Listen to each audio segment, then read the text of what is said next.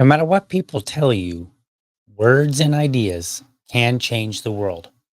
Robin Williams playing John Keating in Dead Poets Society.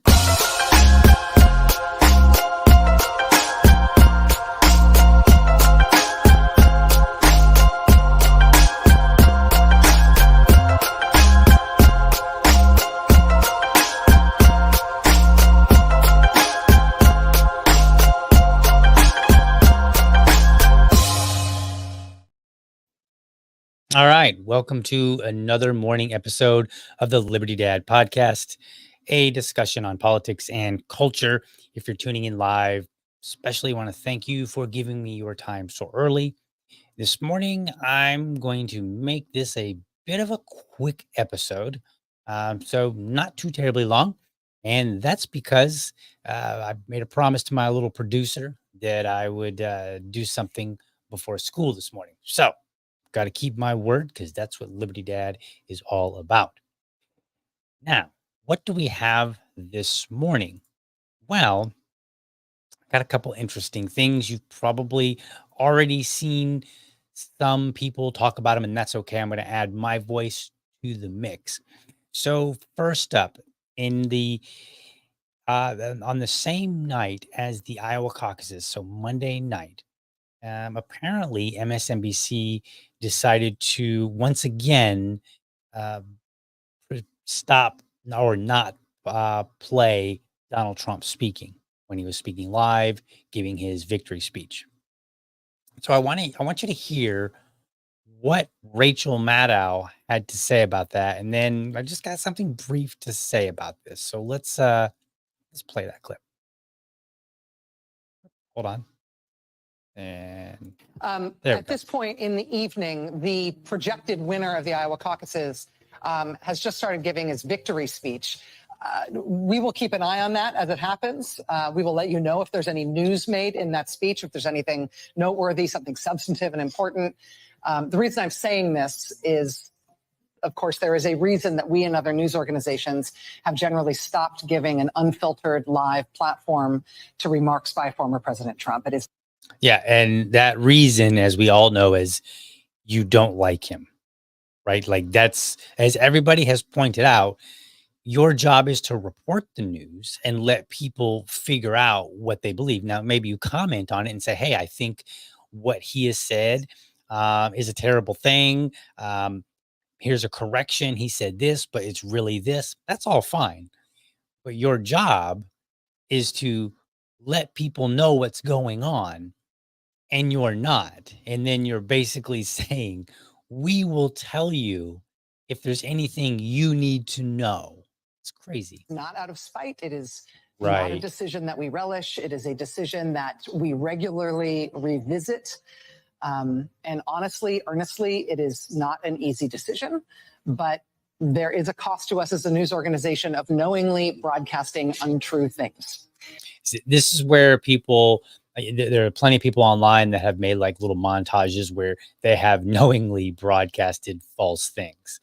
And they seem quite content with that, right? They don't try to self-censor in any other area. And I think this would be the question to ask them and say, who else do you censor from? If this is so important that the former president of the United States has to be censored because you don't want to knowingly broadcast false things, which, by the way, unless you know what he's about to say, you can't really make that argument. Like, it doesn't make sense. If I'm giving my victory speech because I won something, unless you have advanced knowledge of that speech, you have no idea what I'm going to say. So you don't even know if I'm going to say anything untrue. Now, you might believe that I will based on past history, but you can't use the word knowingly. You don't know what he's about to say. Nobody knows what Donald Trump is about to say. Anyway, I think that's the one of the bigger takeaways that most people have pointed out, but the question here is, who else do you do this to? Do you believe that anybody like Donald Trump is the only notable person on the planet that you have to that you have to censor. It's not really self-censor, but you have to censor uh, in order to make sure that you're not giving false news. Nobody else says anything false on a regular basis, like, you know, members of Congress. Like, this is crazy. Anyway, let's finish. That is a fundamental truth of our business and who we are. And so his remarks tonight will not air here live. We will monitor them and let you know about any news that he makes. All right. So any news that he makes, like if it's worthy enough, it's not spiteful. We just, you know, our integrity is on the line. Look, here's the thing. And if I were a regular MSNBC listener, viewer, I think I would be angry, hopefully, if I was a semi-intelligent person, because everybody knows what the media's job is in general. We may argue, and maybe a journalist maybe needs to come and make a minor correction from time to time, but we generally know what the media is supposed to do. They're supposed to go and dig up stories, and they're supposed to come and tell us the information. They're supposed to play a video. They're supposed to have their cameras rolling live on scene so that we can see and hear what is going on. We know this. We know that all the media out there like to claim that they are honest and virtuous. They're just bringing us the news. They're not as biased as the other guy. We know these kind of things. That's not news, if you will, to us. So if you have to tell your viewers that you're not playing something so that you can be an honest news organization, like if you have to tell them what you're doing when everybody knows what your job is, chances are maybe that's telling us something that you don't even believe it. Right? Like think about this. Like if you have to tell people that you're an honest person, are you an honest person? Because can't people figure that out? That's the expectation. The expectation is that the media is going to tell us and show us true things. And if you have to tell us that you're in the business of telling us true things, if you have to constantly tell us that, and you have to not play things and then say, okay, well, here's the reason. The reason is because we're a news organization and we only disseminate true information. If you have to tell us that, then maybe it's actually not true. Right? Like anybody that tells me like I'm a really honest person, really, because through my interaction with you, I could figure that out very clearly. You don't have to tell me that you're an honest person. In fact, the mere fact that you're telling me that you're an honest person raises doubts in my mind. So I think MSNBC needs to revisit what they they need to do a lot of things actually. All right. They need to do a lot of things. But anyway, I just wanted to make a comment on that because I'm like, really? Like this doesn't make any sense. And again, if you have to tell people that you're an honest outlet, then maybe you are not. It's really that simple. Now, I'll put this in the show notes. I watched Dave Smith. He did a live stream the night of the caucuses after he got home from a show, and he talked about this clip. And he goes on about something different. I'm going to put the link in the show notes, and you should watch that. I think he did a really good job. I think the whole video was good, but if you just want to skip ahead to the Rachel Maddow part, it's toward the end, and he goes in and he's talking about um, I'm not even gonna try to do justice to it. Just go watch Dave Smith's commentary on Rachel Maddow because I think he did a phenomenal job of pointing out some cultural issues. So check that out. All right, what do we got up next here? Oh, this one is good. This one, this one is amusing. I first saw this from Pastor Tubb. You probably know Pastor Tubb is a friend of mine. He also ran for local city council. He is now he's put out that he is willing to be the vice presidential nominee for the Libertarian Party. And I don't have his tweet, but I first saw his tweet come up and he was talking about, I was like, what is he talking about? And then I saw the video and I was like, oh, so let's play that video. Let's play Joy Reid here. This is great. But, I feel like the important sort of data point, and Steve talks about it a lot. He's going to probably talk about it a little more tonight, is that these are white Christians. That this is a state that is overrepresented by white Christians that are going to participate in these caucuses, yes, especially tonight. Oh man, that's unfortunate. And she's talking about Iowa, by the way, just in case it was in any way unclear. She's saying that the Iowa caucuses are too white. They probably need some DEI so that it's more representative of people, even though we've got like all this history of how representative, we can go back and we can look at the results of the Iowa caucuses in past years and see how well they actually play out. No, they're just too white. Anyway. Earlier today, reached out to Robbie Jones, from the Public Religion Research Institute, knowing that we were going to talk about Iowa. And this is a hyper evangelical white state. And he said the following to me: Iowa is about 61% white Christian. The country as a whole is approximately 41% white Christian. And in Iowa, we're talking about evangelical white Christians. And he said the following, because I asked him, what do they get out of supporting Donald Trump? Because he keeps losing, he keeps delivering losses and losses and losses. And he said the following: they see themselves as the rightful inheritors of this country, and Trump has promised to give it back to them. All the things that we think about electability, about, what are people gaming out, or none of that matters when you believe that God has given you this country, that it is yours, and that everyone who is not a white conservative Christian is a fraudulent American. Okay. Wow. That is amazing. You know what's the funniest thing? And it is funny because we should laugh at it hysterically.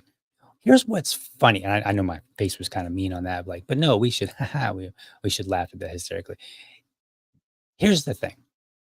These kind of determinations are always made by people other than the group they're talking about.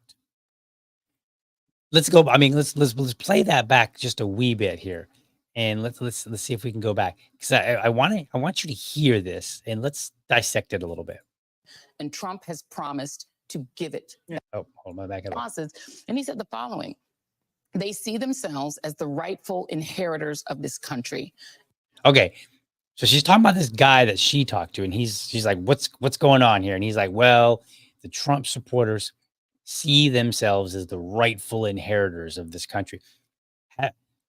How many Trump voters have actually said that? They've said, I am the rightful inheritor of this country because I'm a white Christian. Now, maybe they said that like years ago, like in the 60s or sometime before that, right? There is documented cases where people would say something like, the black person is, no good because of blah, blah, blah. And, this nation is totally Christian, blah, blah, blah, blah. Right. But we're not talking about that time. We're talking about now. We're talking about Trump voters. Why do they get so fervent over Trump, despite the fact that he keeps losing? And so their arguments that they've decided about people that I'm imagining they haven't even spoken with. Like, ask yourself, think about this. Joy Reid is willing to go on national TV and make this claim that somebody else told her. So I would like to ask her, if I could, how many actual everyday Trump voters have you sat down with and just listened to, just spoken with? Did you actually talk to them and get that sense yourself? Did you and because here's the thing, whenever I hear about a group and then I happen to interact with that group, I find that my perspective is a little different.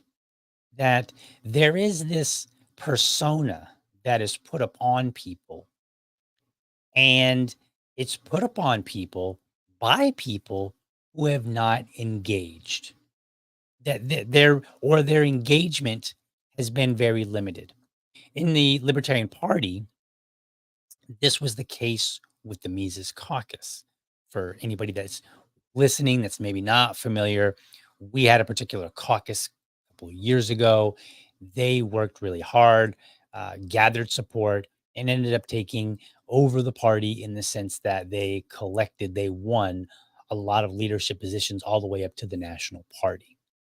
And there was a lot of to do about how terrible these people were. And I was like, wow, that's kind of weird. Like, okay. So I would go to events and I would just insert myself into the group and I would talk to them and I would be like, hey, tell me about you, tell me about your ideas, blah, blah, blah, whatever. Right. And initially they thought I was one of them. This is the interesting part. They thought I was one of them. And then at some point in the conversation, I would go, oh, no, no, no, I'm not a Mises Caucus member. In fact, sometimes I can be critical of the Mises Caucus. Oh, okay. And their conversation did not change. Their conversation was still largely who they were before they realized I was not a member of the in group. And I walked away from that and I talked to 20, 30, 40 people in person. And I did not get the takeaway that a lot of people, this persona that people have about who they are. And a lot of that persona, if you ask people, they will point to online interactions. And many of those interactions happen to be from anonymous accounts, which I don't have a problem with. I do in a sense, but not in not in the sense that the government needs to do anything whatsoever about it. I think there are some people out there that use anonymous accounts to be jerks. Like that happens. But I think they were pointing to a lot of these. They couldn't point to specific people, or they could point to a very small handful of people, and that person, maybe that person was over aggressive, and so they represented everybody. So, and this is not that, and that's not the only time I've ever had that happen, right? Trump voters, when people were like, "Oh, the Trumpers," I would talk to them. I've talked to plenty of Trump voters. And I'm not a Trump voter. I never once supported Trump. In the very beginning, I was amused by how he was just kind of like going after everybody, and he seemed to like nothing. All the arrows shot at him just bounced right off. They would be like, "Oh man, this guy's super rich. He doesn't represent you." And he would get in front of the crowd and he would say, "Yeah, I'm really rich," right? And the crowd would be like, "Yeah," you know. So, I talked to Trump voters, and I got the sense that they liked the fact that he was willing to punch hard, right?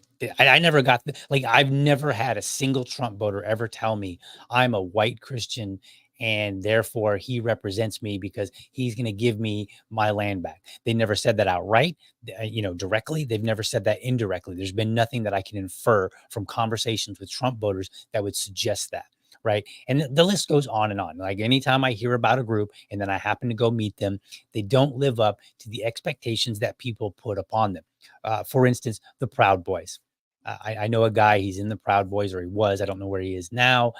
And he invited me out. He was like, "Hey, I'm in town. Let's catch up." And I said, "Sure." And what he didn't tell me was that I was going to be meeting up with him at his Proud Boy group. And when I found out, I was like, "Oh, okay, well, let's see how this works out."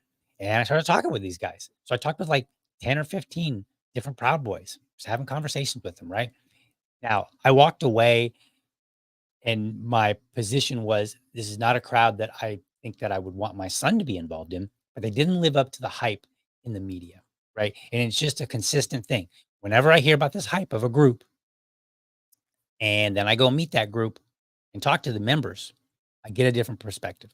So let's continue on. And Trump has promised to give it back to them. All the things that we think about electability, about, what are people gaming out, or none of that matters when you believe that God has given you this country, that it is yours, and that everyone who is not a white conservative Christian is a fraudulent American. So let's be clear. Joy is projecting. That is her belief about people. That is not their belief. That is her belief. And she needs to reconcile that. And I would go as far as saying it's racist. Is a less real American, then you don't care about electability. You care about what God has given. All right. So that was the end of that. All right. One final thing that I want to one final point, because nobody has said this, I don't think, and I'm going to say it because why not? So the argument is that all these Trump voters believe that the land is theirs and everybody else is an outsider, that God gave them their land. Does does that sound in any way familiar? You got any guesses? There are a lot of people that don't like Jews because they believe that Jews believe they are the chosen people, which I think there's some truth to that. There are some religious belief backing that, and that is the focus of their animosity. So what Joy Reid is saying is, in the same way that white supremacists dislike Jews and will make the point that Jews, believe they are the God's chosen people and that they should have all these things, and that's the driver of their animosity. The same applies to Joy Reid. She believes that white people just believe that they are God's chosen people and they got this land in the same way that white supremacists, Nazis, would point the finger at Jews and say, "Well, you think that you should have the land of Israel and you're terrible people." She's literally running with the playbook from white supremacists and Nazis. That's literally what it is. It's the same thing, except for, well, no, it's not really accepted. I mean, I guess you could make the argument that in some way, some Christians, not white Christians, but Christians, believe that this is a land in some way given to them. Now, I don't know that that really applies so well. I mean, I think you can find some Christians who believe that, but I don't think that's typically the case, right? Like that's going to be more the case in our early history, and you're going to find fewer and fewer people as time marches on. So I just thought that was an interesting point to make. All right. What do we got next? So I want to put up something on Twitter from Twitter. And this comes from, oh, that's not what I want. Where are we here? Let's get this back up on the screen. And I thought I had everything, but I guess I didn't. So where are you? One more time here.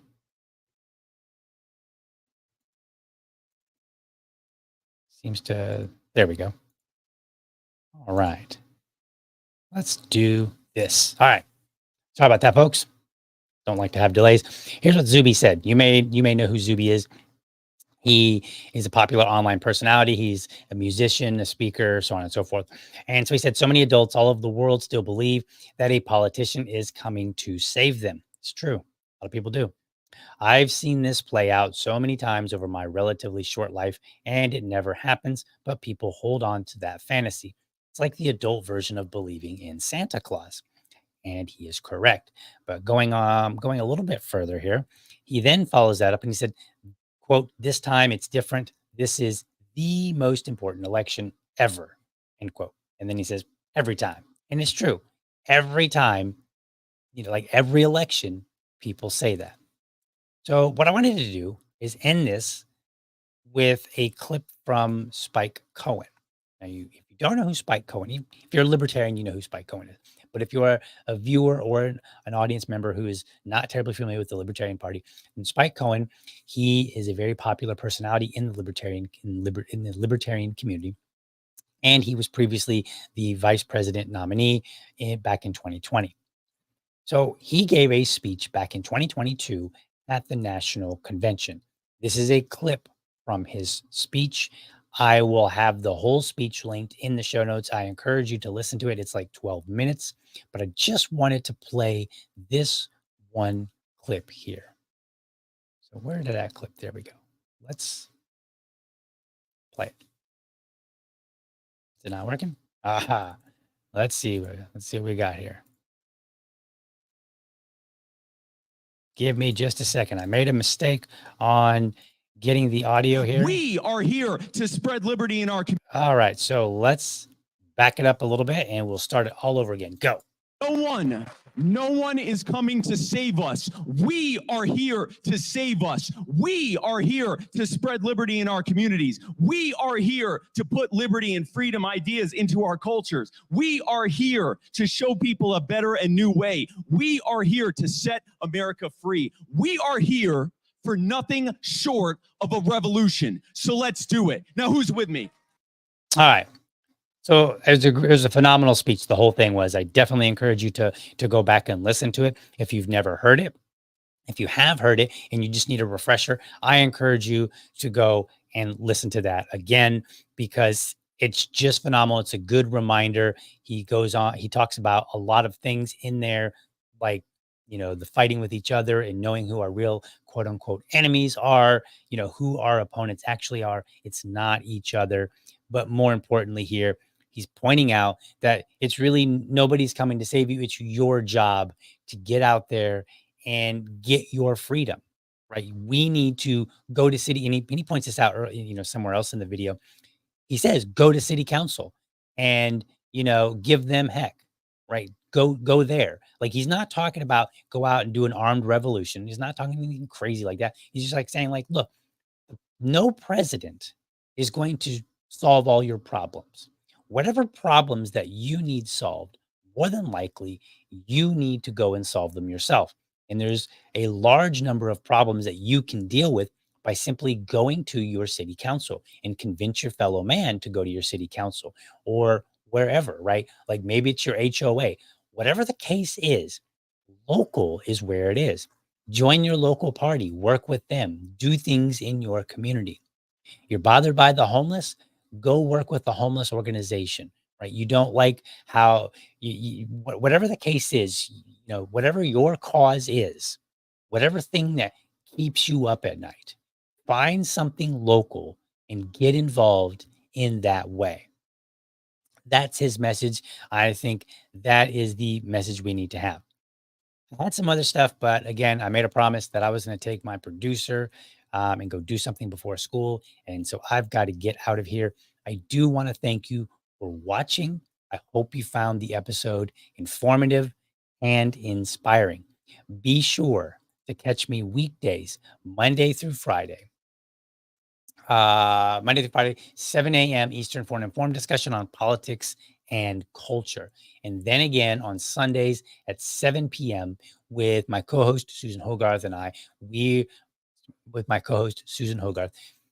are going to look across the vastness of tyranny that's in this country, and we bring news about what's happening in the Libertarian Party to you. There's a lot of cool things that are happening out there, and we bring that information to you so that you know what is going on and you can be inspired to do some of those same things. Hey, we can't all have all the good ideas, right? So you got to steal some ideas from other people. So that's why we bring this information to you so that you can say, hey, that's a great idea. We should do that in our community.